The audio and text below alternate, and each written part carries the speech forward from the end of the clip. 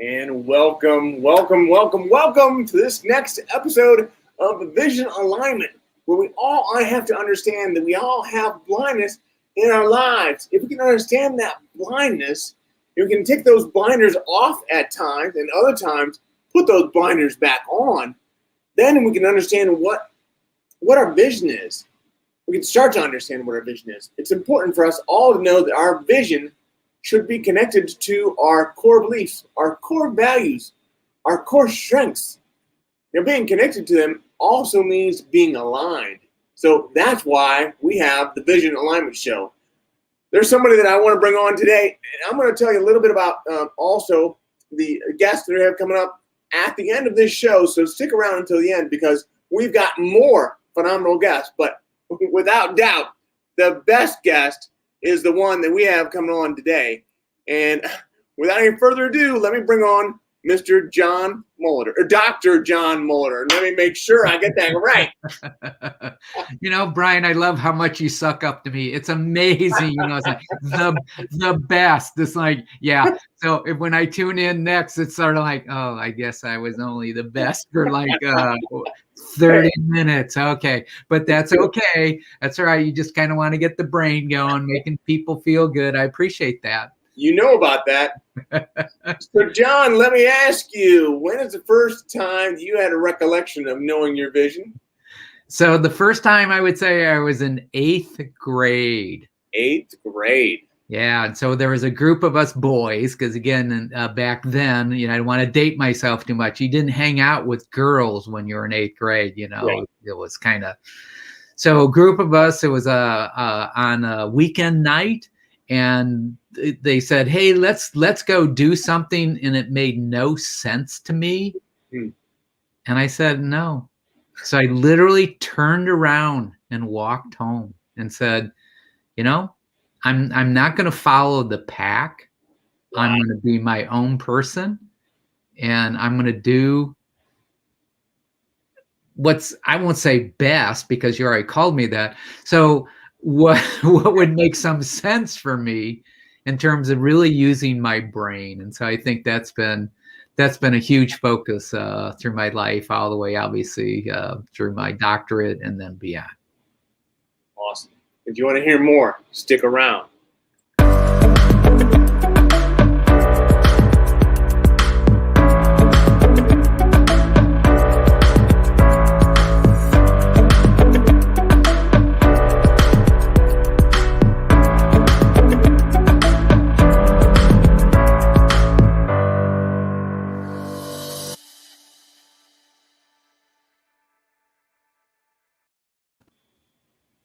Dr. Mollidor, thank you for being on today. I appreciate this. You're welcome. So, Brian, I have a thought. Yeah. So, your listeners and your viewers, I think they probably want to know a little bit more about you. So I'm going to fire a couple questions at you. Just need going to turn this around rapid fire. And then as you tell me about yourself, I'm going to see any connections or parallel between the two of us as we go through. So question number 1, where were you born and raised? Well, I was born in, the hospital was Bowling Green, Ohio, but the hospital was 10 miles from where I was raised, and that's Wayne, Ohio. So on a tomato farm in Wayne, Ohio.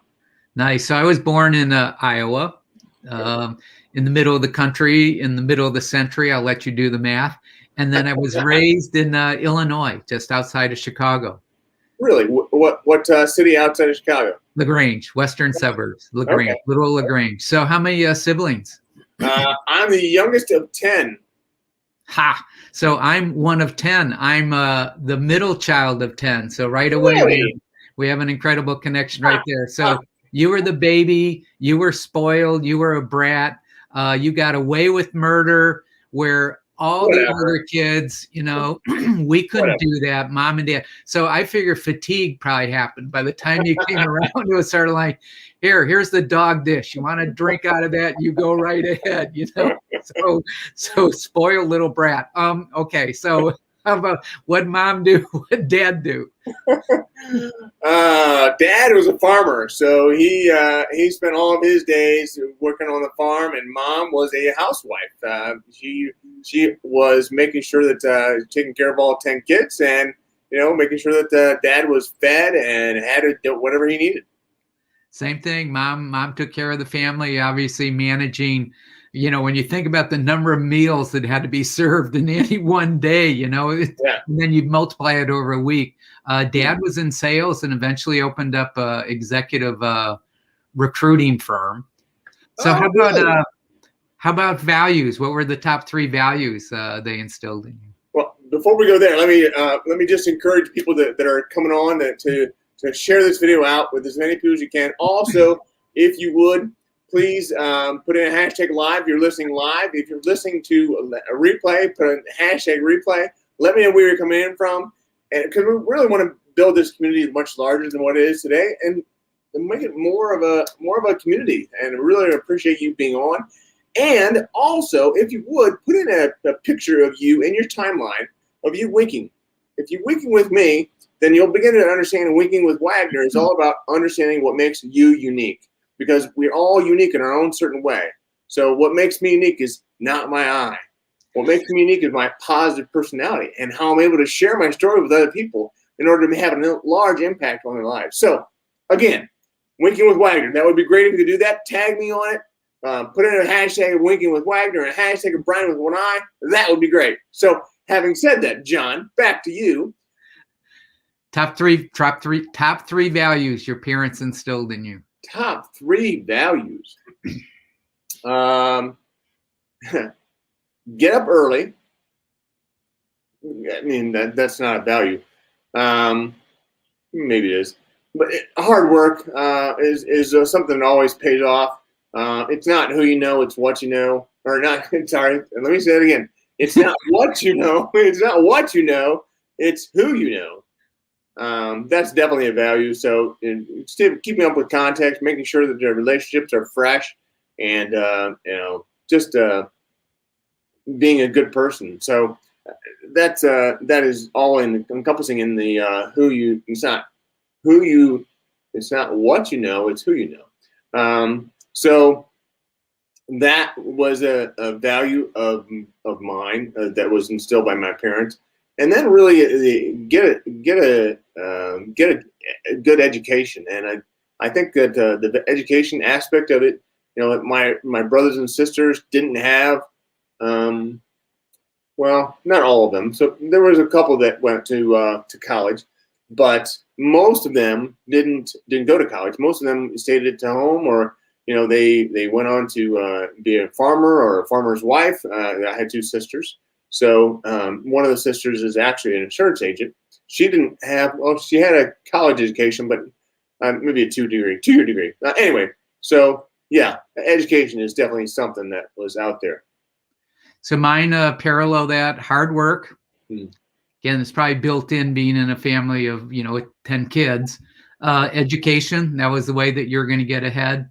And then there is one that always a sense of use your abilities and skills in the service of others. That was huge. So that was big in our family. Really? How do they instill that? Probably the first is just through role modeling. I mean, they basically, you saw them work hard. They were voracious readers. They always read. Now, I'm convinced that was their way to get away from us kids, because you were told it's like, if mom is reading, you better have a big problem to interrupt her, because if it was a little problem, it wasn't going to be addressed. So, and then the hard work. Yeah. I mean, it was just, everybody had to pitch in. I mean, Sunday night, my parents would sit at the dining room table and they'd build this matrix. Literally, they put all the tasks, across the top, and then they put the kids' names down the bottom. And then wherever they interlinked, or you saw an X, you knew that you'd have to set the table maybe on Monday night. You might have to take out the garbage on Thursday. And so it also taught us a very interesting thing, is how to negotiate. Ah. So you could then go to one of your siblings and say, I have to wash the dishes on Wednesday. I will trade you emptying the garbage, say, on Friday, because there wasn't any garbage on Friday. And so I think it taught the younger kids, after they are taken advantage of. Interesting. Oh yeah, you can take advantage of the younger kids because they don't know. Exactly. And so eventually, then mom and dad would have to intervene, or one of the older siblings would go, no, you have to ask for more. So, and again, they would every Sunday night they'd put it, and then it'd be posted on the refrigerator. And then, and again, it was set the table, clear the table, do the dishes, take out garbage, feed the dog, all those things that, in a family of 10 kids, it's huge. It's huge. Yeah. So I did not know that before this, that you came from a family of 10. How about that? See, yeah. We're learning a lot. That's good. So good. Your turn now. Questions you have for me? Oh, questions I have for you. So what would you say your vision is? So for me, it's I always want to keep learning, and then to be able to, so one of the things I would say is take complex psychological principles and make them accessible. And I don't know that I have like one vision, and again, probably a product of growing up. Yeah. So many siblings, it's like, as soon as you have one, the other one may take it or attack it or put it down or applaud it. So I think there's a series of things. It's like, I think as of late, I'm trying to move a little bit beyond just my experiences to try to look at what goes into making those experiences. In other words, why do we do the things we do? How memories are formed, how emotions are formed, and then how do those influence our decision making? Because thoughts, emotions, memories, they all go into future decisions. And so been very, very intrigued with the brain and the neuroscience of that. So that's what I seem to be studying a lot of late. Interesting. So what is the one problem, or maybe it's more than one, problem that you still are approaching and you're still trying to solve? So I think one of the intriguing questions out there is that, you basically as humans, when we're born, our brains are unformed, right? They're looking for instructions. They're looking to be wired. And how you were raised, the context, and the education that you receive all sort of form your basic wiring. But as we get older, you can change that wiring. And some people do, and some people don't. And so how does one go about doing that? Because again, you're initially sort of a product of what you were given. Right. But then you can change it. And then how do you go about changing that so that you're not, because you see, and I'm sure you've encountered people like this too, you see people, in my experience, sometimes blaming their past rather than trying to change their future, or if they change their present, that becomes their past. Yeah. And they choose not to change their present. And so it's an intriguing question. How does the mind do that? How much is sort of so hardwired you can't change, or how much is actually what we call neuroplasticity, that you can actually change the wiring? And I'm excited about that, the proverbial, you can't teach old dogs new tricks, and it's like, yeah, you can rewire your brain. It's pretty cool stuff. So is that some of the stuff that you're reading these days? Absolutely. How Emotions Are Made, that's a pretty cool book. 7.5 Lessons About the Brain, that's pretty cool. Brain Rules, that's been around for a while. impossible to ignore. All these things are looking at the neuroscience, and it's looking at the biology, if you will, of the brain. So it's stuff that I was taught, in grad school. Turns out ain't so. So I don't have a choice. It's like I have to learn. So talk about the education value. It's like it's still pushing out there, but I embrace that. Yeah. So you mentioned How Emotions Are Made, Brain Rules, and few other books. Which one of those do you think is the best book? Where would you have me start? If I had you start, it'd probably be Brain Rules. It's very accessible. There's 10 rules, that again, based on research, and that's why I like stuff like that, because it's based on peer-reviewed research. Opinions are fine, and if opinions are people's experiences, that's cool. I mean, a lot of what we do in life is based on our experiences. But for me, if I want to take it to the next level, it's looking at the research. What's the research say? What's out there that really can make a difference in our lives? And that I find fascinating. Yeah, that's interesting. So, and there's a friend of ours Mr. Randall Reeder. He's a good guy. Oh yeah, hey Randall. He's a good guy. Always good to see a former NSA president. Yes, absolutely. I would agree with you, Randall. So, I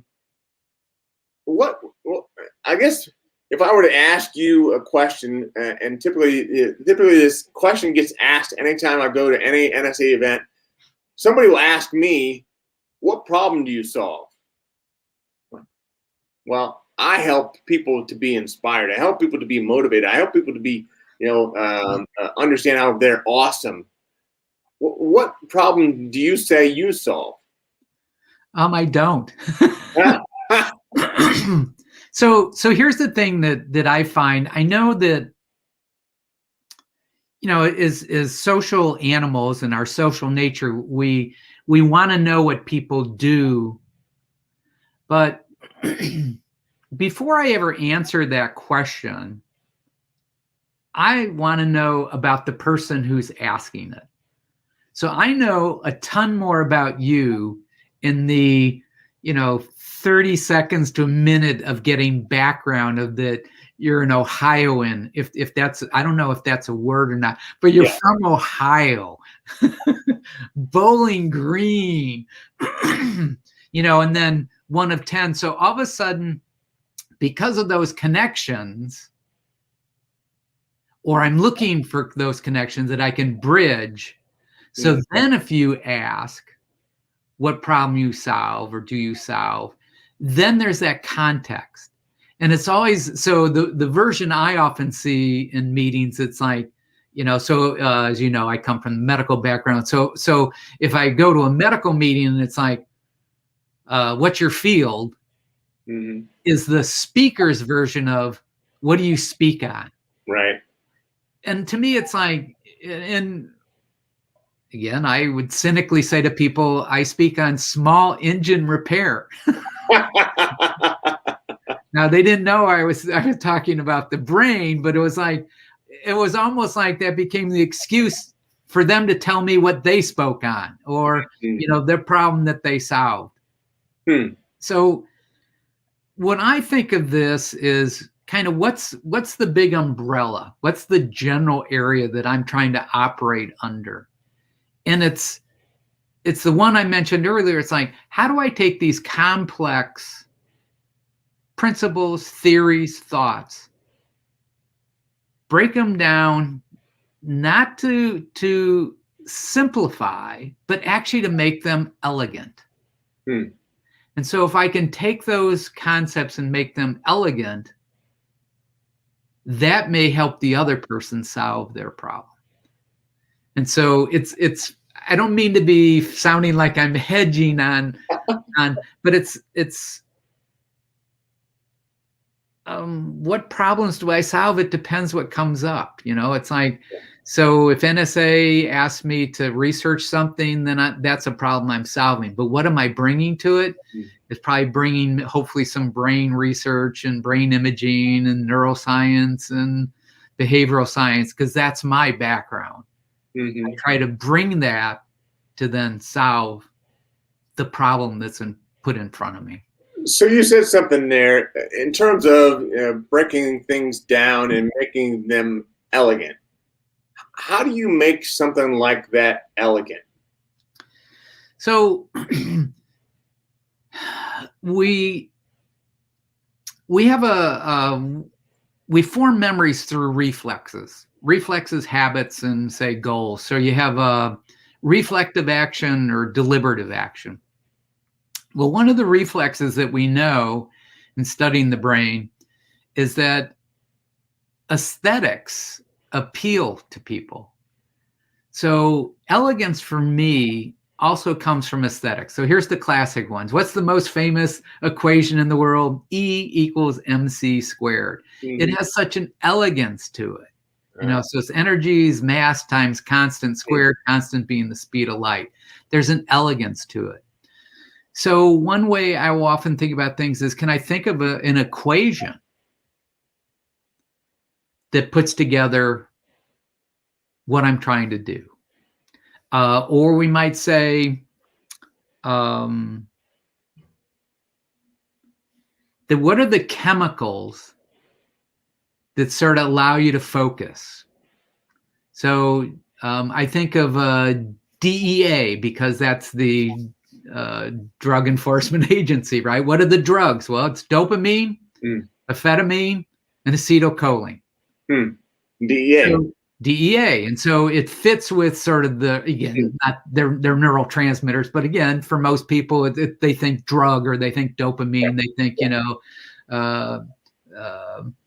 epinephrine, so that might be a way it is a way for me then, if I'm teaching this or if I'm sharing that, to put that out there. So anything that maybe has an aesthetic, that's one way to do it. Another way is if you have a habit, then I might attach what I'm trying to teach. So one of your habits, let's say, is that I believe that you're on LinkedIn, Facebook, YouTube. Well, what do they all have? They all have a like or a thumbs up. So how do I incorporate in what I might be teaching to what you already do as a habit? So give me a thumbs up, give me a like, give me a heart, give me whatever. You tap into that. Why? It doesn't require a lot of effort on the brain, and the brain's always trying to conserve energy because it is an energy hog. It probably eats up about 20% of your energy. So, and it's tapping into that. Most people jump right to the goal or deliberative. Well, that takes a lot of energy for people to do that. And so they kind of go, all right, what's this task? All right, I want to learn. Oh man, that's going to take way too long. And so they, maybe they pull out. It's like, what will be the difference? What will be the outcome? It's not big enough, so I'm not going to do it. And so again, kind of they want to go to what we call low cognitive load, Yeah.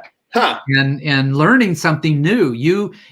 When you created the podcast here, that took some high cognitive load. It took some energy on your part, and so you have to push through that.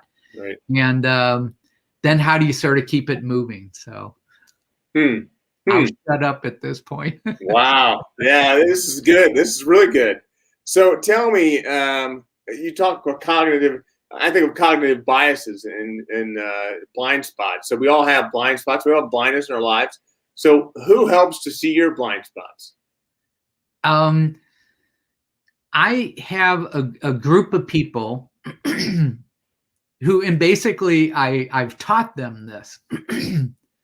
And the words are very specific. And so these individuals will just laugh if they hear this. So Brian, if you were a person that I said, okay, Brian, I want you now, after we build this relationship, that if you see me doing anything, or you think that's not John, or that you're out of line here, here's what you would say to me.